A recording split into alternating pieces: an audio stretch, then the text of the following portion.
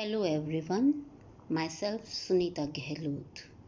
Today I am here with a new topic on personality development. In part 4, that is determinants of personality, यानी व्यक्तित्व को प्रभावित करने वाले कारक या व्यक्तित्व के निर्धारक तत्व। सबसे पहले तो हम यही जान लेते हैं कि ये डिटर्मिनेंट्स होते क्या हैं या फैक्टर्स जो हैं वो वर्ड है क्या। डिटर्मिनेंट्स जो हैं वो तत्व होते हैं जिनका पॉजिटिव या नेगेटिव इफ़ेक्ट किसी भी विकास या किसी कार्य पर हमारे पड़ता है। जब पॉजिटिव इफ़ेक्ट पड़ता है तो अच्छी चीज़ों का होना संभव हो पाता है, चाहे व्यक्तित्व विकास हो, चाहे विकास की बात हो या किसी कार्य का संपूर्ण रूप से संपन्न हो जाने का। अगर नेगेटिव इफ़ेक्ट पड़ता है तो वो चीज़ गलत हो जाती है और वह कार्य अच्छे से संपादित नहीं हो पाता है। तो यहाँ पे हम आज व्यक्तित्व का जो चैप्टर चल रहा है हमारा, उसमें हमने देखा व्यक्तित्व की परिभाषाएं देखी, उनके कैरेक्टरिस्टिक्स देखे डिफरेंट पर्सनालिटीज़ के फिर हमने वर्गीकरण देखा कि पर्सनालिटीज़ बहुत तरह की होती हैं। इसी तरह अब हम आज जो टॉपिक ले रहे हैं वो है डिटर्मिनेंट्स ऑफ पर्सनालिटी, जो कि 5 मेन भागों में डिफरेंट जो ऑथर्स हैं या शोध कार्य हैं उनमें 5 भागों में इनको डिवाइड किया गया है, जैसा कि आप चित्र में देख रहे हैं। Biological factor, cultural factor, family factor, social factor and situational factors. ये broad categories determinants of personality के अंतर्गत दी गई है। अब ये जो पिक्चर्स हैं वो हैं कि बायोलॉजिकल फैक्टर्स कैसे, social factors, psychological factor, mental health जो है कैसे इफेक्ट डालती है पर्सनालिटी डेवलपमेंट को, एनवायरनमेंट जो बच्चे को मिलता है उसकी पर्सनालिटी के विकास में मदद करता है, चाहे वो फैमिली का एनवायरनमेंट हो या फिर स्कूल का एनवायरनमेंट हो, समाज का एनवायरनमेंट हो। जैसा एनवायरनमेंट उसे मिलता है बच्चे का डेवलपमेंट उसी पे डिपेंड करता है। ये जो चित्र है ये शो कर रहा है जैसे पौधों को बहुत प्यार से देखभाल की ज़रूरत होती है, धूप की भी ज़रूरत होती है, पानी की भी ज़रूरत होती है, हवा की भी ज़रूरत होती है, खाद की भी ज़रूरत होती है, तब वो जब पोषक तत्व पूरी मात्रा में मिलते हैं तब एक पौधा पनप पाता है। ऐसे ही व्यक्ति के साथ होता है। मानव को जब अच्छा पोषण, संरक्षण और एनवायरनमेंट मिलता है तो वो एक अच्छे व्यक्तित्व के रूप में, एक अच्छी पर्सनालिटी के रूप में उभर के आता है। ये है फैमिली का एनवायरनमेंट कि जो कि किसी बच्चे को किस तरह का व्यक्तित्व हमारा बनता है, उस पर फैमिली का एनवायरनमेंट, हेरिडिटी का भी बहुत इफ़ेक्ट होता है। ये जो डायग्राम है, ये रिप्रेजेंटेशन ये शो कर रहा है कि पर्सनालिटी पर जो इफ़ेक्ट पड़ रहे हैं वो किन किन चीज़ों के पड़ रहे हैं। 2 ब्रॉड कैटेगरीज इन्होंने बनाई है, हेरिडिटी एंड एनवायरनमेंट, यानी वंशानुक्रम एवं वातावरण। Heredity genetic and non genetic, और एनवायरनमेंट है जो उसमें सोशल और फिजिकल, सामाजिक और भौतिक 2 भागों में बांटा गया है। सामाजिक जो है उसका बहुत इफ़ेक्ट पड़ता है और उसमें परिवार, विद्यालय, पीयर ग्रुप, हमारा व्यवसाय, कम्युनिटी या समाज जिसका हम हिस्सा हैं, समुदाय का, कल्चर यानी संस्कृति, उसका बहुत बड़ा इफ़ेक्ट पड़ता है किसी भी पर्सनालिटी को विकास में। फिज़िकल में फिज़िकल फीचर्स, क्लाइमेटिक कंडीशंस और फिज़िकल कंडीशंस आते हैं, जिस वातावरण में हम रहते हैं उसके भी पॉजिटिव और नेगेटिव इफ़ेक्ट्स हमारे व्यक्तित्व विकास को प्रभावित करते हैं। अब हम एक एक करके इन फैक्टर्स को डिस्कस कर लेते हैं। Factors influencing the development of personality, वे कारक तत्व, व्यक्तित्व विकास को प्रभावित करने वाले कारक तत्व जो इसको किसी भी पर्सनैलिटी को बनाने या बिगाड़ने में अपना मेन रोल अदा करते हैं। इसको 2 जो ब्रॉड कैटेगरीज हैं उनमें बांटा गया है। हेरिडिटरी फैक्टर्स यानी वंशानुक्रम जो तत्व हैं, वंशानुक्रम के जो निर्धारक तत्व हैं उनको रखा गया है, और दूसरा कैटेगरी बनाया गया है एनवायरमेंटल फैक्टर्स यानी वातावरणीय तत्व जो कि बहुत सारे होते हैं। अब हम लेते हैं पहले हेरिडिटी फैक्टर्स को। जो कि वंशानुक्रम तत्व भी कहलाते हैं। बालक के व्यक्तित्व में विकास पर अनेक तत्वों या कारकों का प्रभाव पड़ता है। इन तत्वों का एक साथ और समन्वित रूप से प्रभाव पड़ता है। हेरिडिटी और एनवायरनमेंट है, दोनों संयुक्त रूप से ही अपना प्रभाव छोड़ते हैं।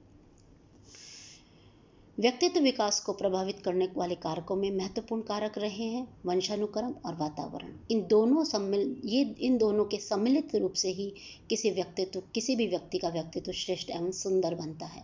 ऐसा कोई भी बालक या व्यक्ति नहीं जो व्यक्तित्व के केवल एक ही हिस्से को प्रभावित करता है। प्रत्येक कारक व्यक्तित्व के संपूर्ण विकास को प्रभावित करता है। अब इन कारकों को हम एक एक करके देख लेते हैं। हेरिडिटरी जो फैक्टर्स हैं उनमें पहला आता है अंतःस्रावी ग्रंथियां यानी एंडोक्राइन ग्लैंड्स। ये प्रणाली विहीन ग्रंथियां कहलाती हैं जिनका व्यक्तित्व के विकास पर प्रभाव पड़ता है, जैसे गढ़ ग्रंथि, थायराइड ग्रंथि। थायराइड ग्रंथि जो है गर्दन के मूल में श्वास प्रणाली के सामने स्थित होती है। जब यह ग्रंथि अधिक क्रियाशील होती है तो व्यक्ति बेचैन, चिंतित एवं उत्तेजित रहता है। इसके विपरीत अगर यह ग्रंथि आवश्यकता से कम क्रियाशील होती है तो व्यक्ति में खिन्नता, थकावट, मानसिक दुर्बलता आदि गुण उत्पन्न हो जाते हैं। इस प्रकार इस ग्रंथि का व्यक्तित्व पर बहुत प्रभाव पड़ता है। दूसरा आता है पैराथायरॉयड ग्लैंड, जिसको उपगल ग्रंथि भी बोलते हैं। यह थायराइड ग्रंथि के निकट ही होती है। जब आवश्यकता से अधिक क्रियाशील होती है तो व्यक्ति शांत एवं मंद स्वभाव का हो जाता है, परंतु यह जब कम क्रियाशील होती है तो व्यक्ति अधिक उत्तेजित हो जाता है। पीयूष ग्रंथि, जिसको मास्टर ग्लैंड भी बोलते हैं, ये हमारे मस्तिष्क में स्थित होती है और इस ग्रंथि के जो स्राव है उसका प्रभाव दूसरी ग्रंथियों के स्रावों पर पड़ता है या उनको यह नियंत्रित करती है। यदि यह ग्रंथि व्यक्ति के बाल्यकाल में ही सक्रिय हो जाती है तो वह लंबा हो जाता है। उसका स्वभाव आक्रामक एवं झगड़ालू हो जाता है। इसके साथ साथ उसके यौन अंग उसकी आयु से पहले विकसित हो जाते हैं। यदि यह ग्रंथि कम सक्रिय रहती है तो उसका शारीरिक एवं यौन विकास उचित रूप से नहीं हो पाता है। इसके साथ ही वह डरपोक एवं कायर हो जाता है। इस प्रकार व्यक्तित्व के निर्माण में इस ग्रंथि का बहुत प्रभाव पड़ता है। फिर ग्रंथि आती है एड्रिनल ग्लैंड, जिसे उपवृक्क ग्रंथि कहते हैं। इस ग्रंथि के बाह्य एवं आंतरिक दो भाग होते हैं। यदि इस ग्रंथि का बाह्य भाग आवश्यकता से कम सक्रिय रहता है तो व्यक्ति चिड़चिड़ा, उदास एवं कमजोर हो जाता है। वह परिस्थितियों के सामंजस्य स्थापित करने में असमर्थ होता है, परंतु अधिक सक्रिय होने पर ये उपरोक्त दोष नहीं आते। यदि इस ग्रंथि का आंतरिक भाग कम से कम क्रियाशील रहता है तो वह संवेगात्मक परिस्थितियों से सामंजस्य स्थापित नहीं कर पाता है और अधिक क्रियाशील हो जाने पर बहुत ही सक्रिय एवं उत्तेजित हो जाता है। यौन तथा प्रजनन ग्रंथियां, सेक्स ग्लैंड्स जिनको बोलते हैं। यौन तथा प्रजनन ग्रंथियां व्यक्ति की यौन संबंधी विशेषताओं को निश्चित करती हैं। पुरुष हार्मोन पुरुषत्व की दिशा में विकास करते हैं। स्त्री हार्मोन्स स्त्रीत्व की दिशा में। यौन ग्रंथियों के हार्मोन्स के अभाव में किसी भी लिंग का व्यक्ति प्रमुख स्त्री पुरुष लक्षणों से रहित तटस्थ नमूने के रूप में विकसित हो जाता है। तो ये तो था हमारा एंडोक्राइन ग्लैंड्स, जो कि हेरिडिटरी फैक्टर्स होते हैं, उनका प्रभाव। अब आता है शरीर रचना एवं शारीरिक दशा, स्वास्थ्य जो है, फिजिक एंड हेल्थ। शरीर रचना और बनावट का व्यक्तित्व के साथ गहरा नाता रिश्ता होता है। ये व्यक्तित्व को प्रत्यक्ष या परोक्ष रूप से प्रभावित करते हैं। परोक्ष रूप से बालक अपने बारे में क्या सोचता है, क्या चिंतन करता है, इसका प्रभाव भी उसके व्यक्तित्व पर पड़ता है। शरीर रचना के अंतर्गत व्यक्ति की बाह्य सुंदरता, उसकी लंबाई, चौड़ाई, शारीरिक अंगों की बनावट, शारीरिक गठन, त्वचा का रंग इत्यादि आते हैं। जो लोग सुंदर, आकर्षक एंड स्मार्ट होते हैं उनमें स्वतः ही आत्मविश्वास की भावना कूट कर बढ़ जाती है। इसके विपरीत जिनका शारीरिक रचना अधिक प्रभावशाली नहीं होती है उनका आत्मविश्वास एवं आत्मसम्मान में कमी देखने को मिलती है। फिर आता है नर्वस सिस्टम, जिसे हम स्नायु मंडल भी कहते हैं। इसका प्रभाव, ये भी हेरिडिटिकल गुण है, जो कि फैक्टर है, जो कि पर्सनालिटी विकास में प्रभाव डालता है। व्यक्तित्व विकास में नाड़ी संस्थान का अपूर्व योगदान है, जिसे कदापि कम करके नहीं आंका जा सकता। मस्तिष्क, नाड़ी संस्थान का ही बहुत महत्वपूर्ण भाग है। मस्तिष्क में ही सोचने, समझने, तर्क करने, स्मरण करने, निद्रा, भूख, प्यास आदि के केंद्र स्थित होते हैं। जब नाड़ी संस्थान में विकास होता है तो वातावरण बालक में सोचने समझने की शक्ति पैदा होती है। वह अपनी सूझबूझ से बदलते वातावरण में समायोजित स्थापित कर लेता है, और जिसका नाड़ी संस्थान विकसित नहीं होता है यानी दुर्बल होता है, उन्हें कुसमायोजन की स्थिति उनमें देखने को मिलती है। उनके व्यक्तित्व का विकास समुचित प्रकार से नहीं हो पाता है। अब आती हैं अन्य शक्तियाँ। अन्य शक्तियाँ जो हैं कि जैसे मोटिव्स हैं, मूल प्रवृत्तियाँ और प्रेरक हैं। बालक जब जन्म लेता है तो उसमें मूल प्रवृत्तियाँ तथा प्रेरक निहित होते हैं जो कि उसके व्यवहार को परिचालित करते हैं। परिणाम स्वरूप समाज के बीच उसके व्यक्तित्व का क्रमशः विकास हो जाता है। अन्य शक्तियाँ जो हैं, सम अदर पावर्स जो हैं, उनमें बुद्धि, प्रतिक्षेप क्रियाएं, संवेग, क्षमता, आंतरिक भाग, सामान्य स्वाभाविक प्रवृत्तियां आदि, इन्हीं समझ शक्तियों के आधार पर बालक के व्यक्तित्व का विकास होता है। बुद्धि एक जन्मजात योग्यता है। बुद्धि एवं व्यक्तित्व विकास में गहरा एवं घनिष्ठ संबंध है। बुद्धिमान व तेजस्वी बालक में तर्क, स्मरण, चिंतन एवं धारण की क्षमता अधिक पाई जाती है। साथ ही मैच्योरिटी, जिसको कहते हैं परिपक्वता, वह भी अपना स्थान रखती है। व्यक्तित्व विकास में परिपक्वता का भी अमूल्य योगदान है। परिपक्वता से यह निर्धारित होता है कि बालक किन किन अवस्थाओं में क्या क्या टास्क या डेवलपमेंटल जो टास्क हैं वो सीख सकेगा। जब तक बालकों के अंगों में परिपक्वता नहीं आती तब तक वह विभिन्न क्रियाओं को नहीं सीख पाता है। इसके साथ ही जो संवेग हैं वे भी बालक के व्यक्तित्व विकास में बड़ा योगदान रहता है उनका। वे बालक जो जरा जरा सी बात पर क्रोधित हो जाते हैं, गाली गलौज करते हैं, कारण स्पष्ट है कि ऐसे बालकों को में जो संवेग है उनको अधिक दबाया जाता है, जिसके कारण उनका जो संवेगात्मक रूप है वो असंतुलित हो जाता है और वह असामान्य व्यवहार के रूप में ही सामने आता है। उस संवेगात्मकता जो अवस्था है उसमें व्यक्ति जो है शारीरिक एवं अंतःस्रावी ग्रंथियों में परिवर्तन के कारण यह हो पाता है। तो संवेग भी अन्य शक्तियों के रूप में व्यक्तित्व विकास में बहुत ही अपना प्रभाव छोड़ते हैं। तो इमोशंस जो हैं वो कंट्रोल नहीं कर पाता है व्यक्ति, और जिनके इमोशंस कंट्रोल में होते हैं, मैच्योर्ड होते हैं, वे व्यक्ति आसानी से किसी भी वातावरण में अपने आप को ढाल लेते हैं। तो ये तो थे हेरिडिटरी फैक्टर्स, जिनमें हमने अंतःस्रावी ग्रंथियों, शारीरिक रचना और स्वास्थ्य, स्नायु मंडल, प्रेरक और अन्य शक्तियों के बारे में जाना। अब आता है एनवायरमेंटल फैक्टर, जिन्हें हम वातावरण संबंधी तत्व भी बोलते हैं। इनका भी व्यक्तित्व के विकास में बहुत योगदान होता है, बहुत प्रभाव पड़ता है। पहला ले लेते हैं हम physical influence of the physical environment. ये पहला फैक्टर है, भौतिक वातावरण संबंधी तत्वों का प्रभाव। व्यक्ति के व्यक्तित्व के विकास में भौतिक वातावरण का बहुत प्रभाव है। जिस जगह की प्रकृति संपन्न एवं जलवायु ठंडी होती है वहाँ के लोग सुंदर, स्वस्थ, परिश्रमी एवं बुद्धिमान होते हैं।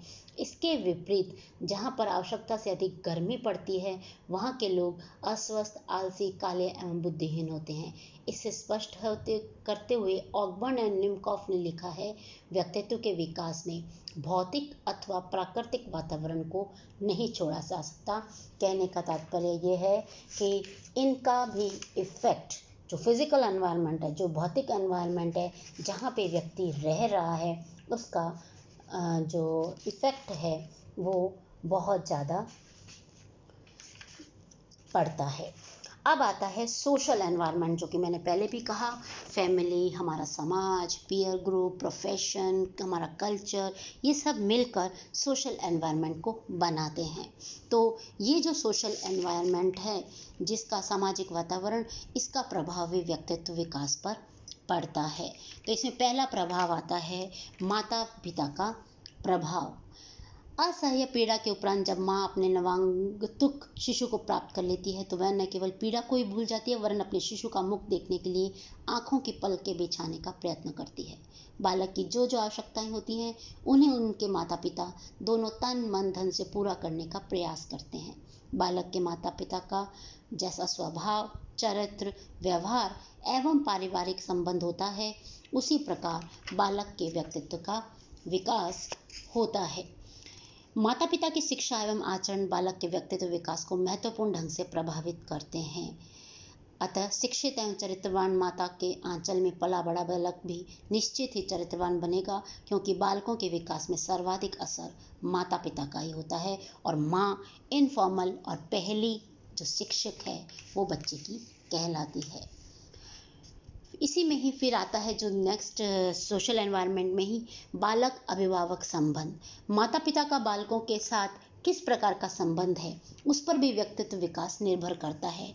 जो माता पिता अपने बालकों से प्यार करते हैं, समय पर उनकी आवश्यकताओं को की पूर्ति करते हैं, मनोरंजन के साधन उपलब्ध कराते हैं, परंतु उनके बालक का व्यक्तित्व विकास अच्छा होता है। परंतु जो बालक को महत्व ही नहीं देते हैं और उनकी किसी भी बात का ध्यान नहीं रखते हैं, तो ऐसे जो बच्चे हैं उनके ऊपर उनके व्यक्तित्व विकास पर प्रतिकूल प्रभाव पड़ता है। फलतः उनका व्यक्तित्व विकास कुंठित हो जाता है। माता पिता के व्यवहारों के आधार पर ही 4 तरह के माता पिता होते हैं। कठोर माता पिता जैसे स्ट्रिक्ट रहते हैं बहुत ज़्यादा। दूसरे तिरस्कार करने वाले माता पिता जो रिजेक्ट करते हैं, इग्नोर करते हैं बच्चे को।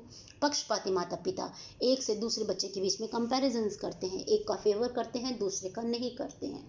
अति सतर्क, ओवर प्रोटेक्शन, यानी बच्चे के ऊपर पूरी तरफ से उनके ढाल बन के जो खड़े रहते हैं। ऐसे चार तरह के जो है माता पिता का जो है संबंध देखने को मिलता है और ये कहीं ना कहीं बच्चे के व्यक्तित्व पर असर डालता है। तो ऐसे में जो जिन बालकों के अभिभावकों का संबंध उनके साथ नॉर्मल रहता है, जो उनकी बच्चे के साथ जुड़कर बच्चे के व्यक्तित्व को बनाते हैं, ऐसे जो माता पिता हैं उनके बच्चों का गलत और सही का उनको आभास कराते हैं। ऐसे जो बच्चे होते हैं उनके व्यक्तित्व जो है सुंदर व्यक्तित्व का निर्माण होता है। बालक के व्यक्तित्व के विकास में परिवार के सदस्य एक नींव की भांति कार्य करते हैं, जिन पर उनका संपूर्ण व्यक्तित्व टिका रहता है। परिवार का आंतरिक वातावरण भी एक फैक्टर है जो कि परिवार के इस कैटेगरी में ही है। परिवार के आंतरिक वातावरण का भी व्यक्तित्व विकास में महत्वपूर्ण भूमिका है। जिस परिवार का आंतरिक वातावरण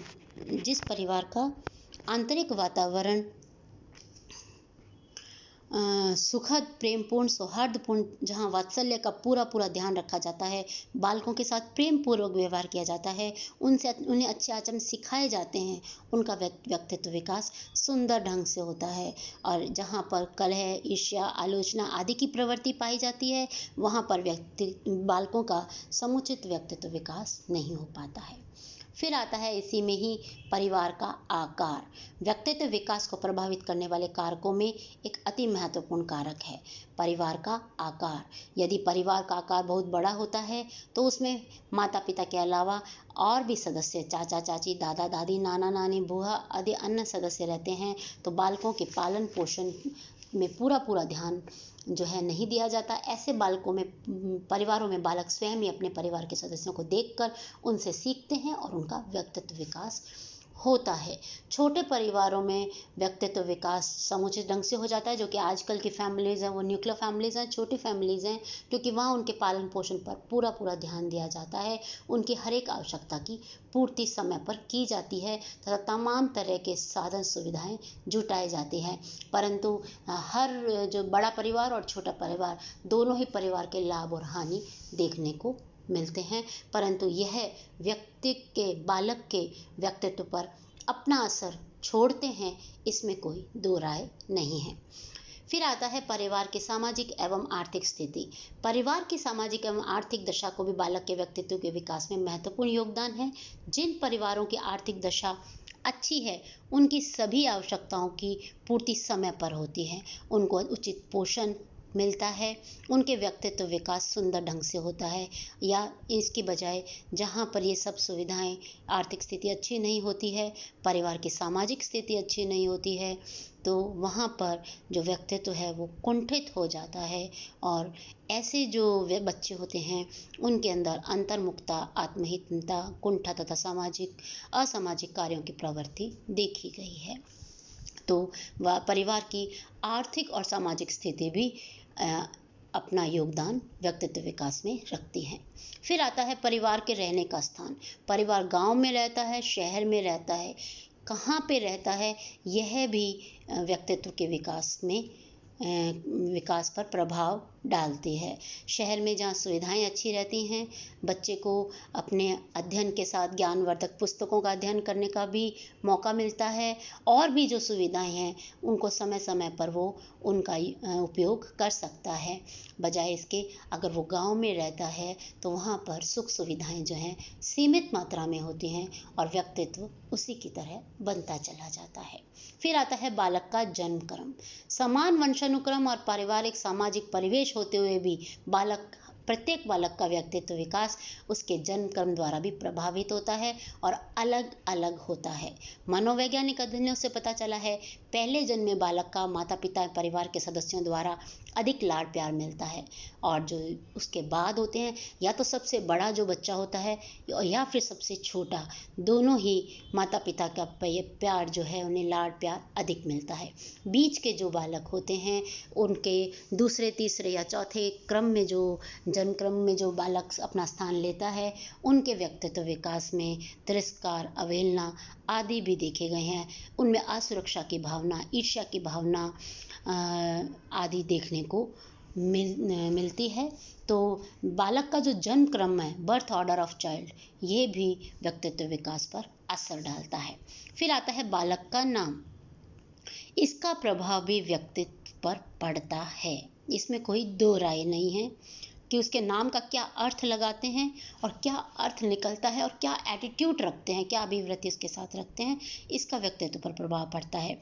जैसे कि उदाहरण के रूप में कि किसी का नाम बहुत लंबा है और रामा वल्लभ कृष्णकांत प्रसाद सिंह, तो लोग उसका नाम इतना बड़ा नहीं लेंगे, छोटा नाम रख देंगे कुछ, और उसी नाम से जब उसे बुलाएंगे तो कहीं ना कहीं उसकी जो व्यक्तित्व है वो नकारात्मक, सेल्फ कंसेप्ट बनते बनते उसमें नकारात्मकता आ ही जाती है। तो जो उपनाम जो उनके साथ जोड़ दिए जाते हैं वो उनके व्यक्तित्व विकास पर असर डालती है। फिर आता है प्रारंभिक अनुभव। जो बच्चे के, बालक के प्रारंभिक अनुभवों का भी व्यक्तित्व विकास पर बहुत महत्वपूर्ण प्रभाव पड़ता है। फ्रॉइड ने सबसे पहले व्यक्तित्व विकास में प्रारंभिक अनुभवों के प्रभाव के संबंध में अध्ययन किया। उन्होंने बताया कि प्रारंभिक अनुभवों के बारे में स्मृति बनी रहती है, वे अन्य अनुभवों की अपेक्षा व्यक्तित्व विकास को अत्यधिक प्रभावित करते हैं, क्योंकि इन अनुभवों का अमिट छाप बालक के आत्म प्रत्यय यानी सेल्फ कंसेप्ट पर पड़ता है। उसकी अवधारणा अपने ही बारे में, अगर उसके प्रारंभिक अनुभव सुखमय रहते हैं, प्रेम से भरे रहते हैं, तो उसकी पर्सनालिटी बहुत अच्छी बनती है। और यहीं पर यदि उसका व्यक्तित्व, प्रारंभिक अनुभव कटु रहते हैं, दर्द और पीड़ा से भरे रहते हैं, तो वह बालक का व्यक्तित्व विकास उम्र भर उन्हें वो स्मृति के रूप में दिखाई देता है और उसकी जो व्यक्तित्व है वो नकारात्मक रूप ले लेता है। तो प्रारंभिक अनुभवों का अपने आप में महत्वपूर्ण स्थान है। फिर आता है कि जो बच्चा है वो इकलौता है या नहीं। इकलौता बच्चा, द ओनली सन या चाइल्ड ऑफ द फैमिली, प्राय देखा जाता है यदि बालक अपने ही माता पिता की एकमात्र संतान है तो उसको अपने माता पिता का सीमा से अधिक स्नेह प्राप्त होता है। परिणाम स्वरूप बालक परावलंबी, हठी एवं असामाजिक हो जाता है। अतः प्रत्येक माता पिता का कर्तव्य है कि वे अपनी एकमात्र संतान का लालन पालन संतुलित ढंग से करें। फिर आता है बालक का अपने गिरोह यानी जो पीयर ग्रुप होता है उसका भी प्रभाव पड़ता है। बालक जब विद्यालय जाने लगता है तो उसके या उसके साथ समाज में उसके साथ रहने वाले कम्युनिटी में जो बच्चे होते हैं उनका भी प्रभाव, उनकी संगत का भी असर पड़ता है। शिशु जब बाल्यावस्था में प्रवेश करता है तो वह खेलने के लिए अनेक साथी बना लेता है, गैंग ग्रुप बना लेता है, पीयर ग्रुप बना लेता है।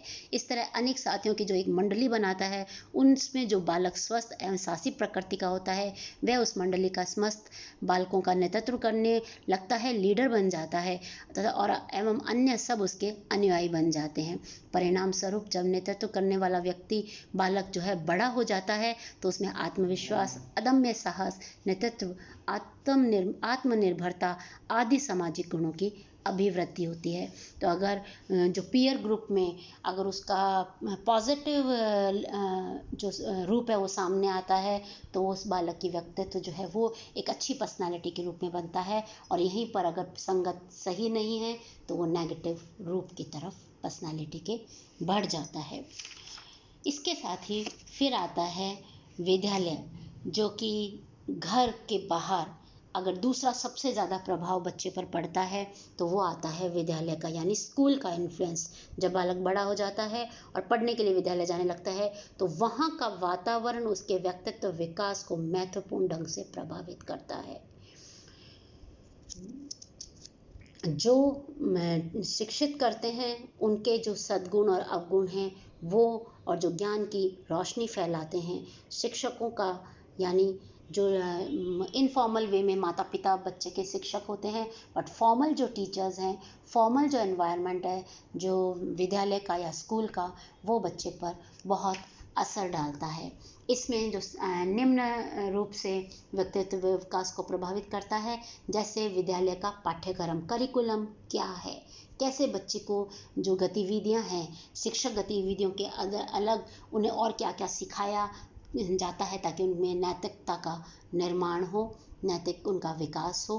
शिक्षक टीचर जो है, गुरुर् ब्रह्मा गुरुर् विष्णु गुरुर्देवो महेश्वर गुरुर् साक्षात पर ब्रह्म तस्मै श्री गुरुवे नमः, यानी गुरु को ब्रह्मा विष्णु और शंकर के ऊपर दर्जा दिया गया है।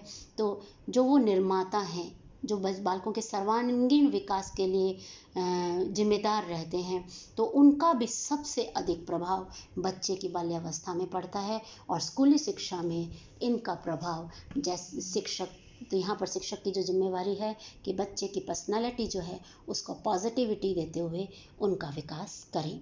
विद्यालय का अनुशासन, सांस्कृतिक मूल्यों का आदान प्रदान, पुरस्कार एवं दंड कितना दिया जा रहा है, ये सब विद्यालयी वातावरण का ही एक हिस्सा है। और यह विद्यालयी वातावरण जो है व्यक्ति का, बच्चे का जो विकास है उसमें माता पिता के जो घर का एनवायरनमेंट है उसके बाद सबसे ज़्यादा इफेक्ट विद्यालय का पड़ता है। और यहीं तक बच्चा जो है किशोरावस्था तक आ जाता है, और किशोरावस्था तक आते आते उसके जो व्यक्तित्व है वो पूर्ण रूप से बन जाता है, जो कि भावी उसके भविष्य की नींव रखता है।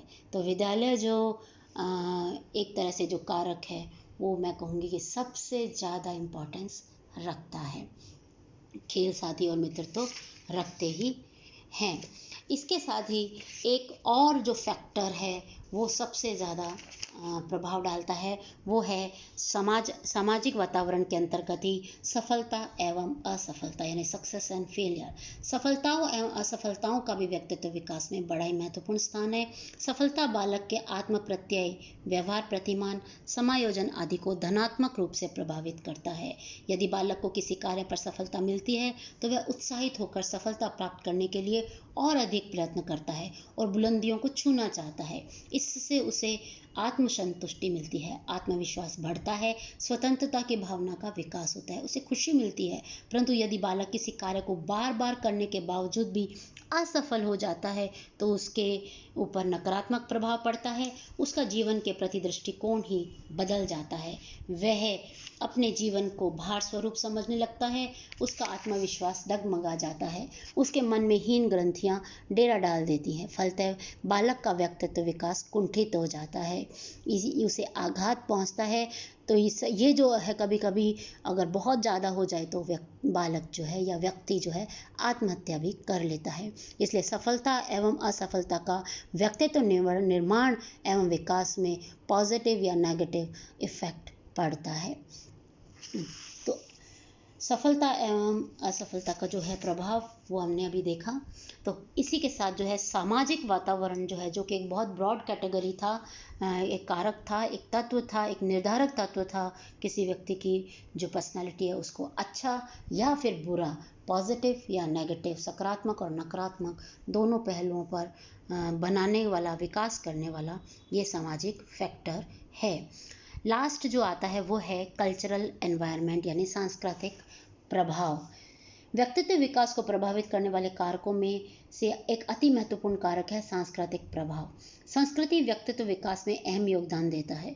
संस्कृति व्यक्तित्व विकास के लिए एक विशेष प्रकार का वातावरण निर्मित करती है जिसमें पल बढ़कर बालक विभिन्न मानवोचित गुणों को सीखता है और बालक का संपूर्ण व्यक्तित्व सांस्कृतिक ढांचे में ढलकर एक विशेष रूप को ग्रहण करता है। संस्कृति के अंतर्गत आचार विचार, व्यवहार, नियम, प्रथाएं, परंपराएं, खान पान के तरीके, रहन सहन, वेशभूषा, भाषा, धर्म आदि आते हैं। अतः बाल्यकाल से ही बालक के ऊपर सांस्कृतिक वातावरण का प्रभाव पड़ने लगता है। जब बालक बालिकाएं सांस्कृतिक मापदंडों के अनुसार अपनी परंपराओं को निभाते हुए समाज द्वारा मान्य मूल्यों, व्यवहारों के अनुसार कार्य करते हैं तो उन्हें सामाजिक स्वीकृति मिलती है और उनका व्यक्तित्व निखर जाता है, सुंदर हो जाता है। परंतु यदि बालक सांस्कृतिक वातावरण के अनुरूप व्यवहार नहीं करता है तो उसे सामाजिक मान्यता नहीं मिलती है। जैसे प्रारंभ में बालक जिस सांस्कृतिक वातावरण में रहकर पलता है उसी के अनुसार अपना आचरण व्यवहार कर सीखता है।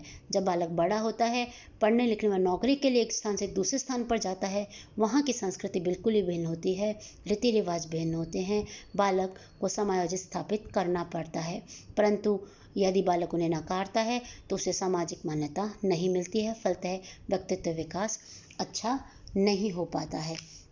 तो ये थे एनवायरमेंटल फैक्टर्स जिसमें हमने भौतिक वातावरण देखा जो क्लाइमेटिक जलवायु को शो करता है। सामाजिक वातावरण में हमने विभिन्न बहुत सारे कारक तत्व देखे जिसमें परिवार, पारिवारिक संबंध, समाज और सामाजिक कार्य, आर्थिक जो तत्व है वो भी आ गए, विद्यालय आए, बच्चे के पीयर ग्रुप भी आ गए।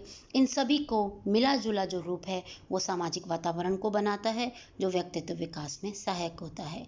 लास्ट जो था वो सांस्कृतिक वातावरण था कि बालक का जो नैतिक जो आचरण बनता है वो अपनी संस्कृति के अनुरूप ही बनता है। तो आज हमने जो डिटर्मिनेंट फैक्टर्स देखे हैं जो कि व्यक्तित्व को बनाते हैं वो हेरिडिटी और एनवायरनमेंट के देखे, जो कि उसमें हमने बहुत सारे तत्वों को देखा जिनमें हमने जो कि पर्सनैलिटी के विकास को निर्धारित करते हैं। तो आज का जो ये चैप्टर है, ये टॉपिक है डिटर्मिनेंट्स ऑफ पर्सनैलिटी, यहीं पर समाप्त होता है। इसी के साथ जो व्यक्तित्व विकास का जो चैप्टर है वो भी आज यहीं पर समाप्त होता है। जो नेक्स्ट हम ऑनलाइन कंटेंट हम BA पार्ट 3 के लिए लेंगे तो उसमें हम एक नया टॉपिक शुरू करते हैं, शुरू करेंगे। आशा करती हूँ ये पर्सनालिटी डेवलपमेंट जो कि मैंने विभिन्न पार्ट्स में बनाया था तो वो आपको अच्छे से समझ आया होगा। तो नेक्स्ट जो है हम नए टॉपिक के साथ शुरू करेंगे। तब तक के लिए धन्यवाद। Thank you.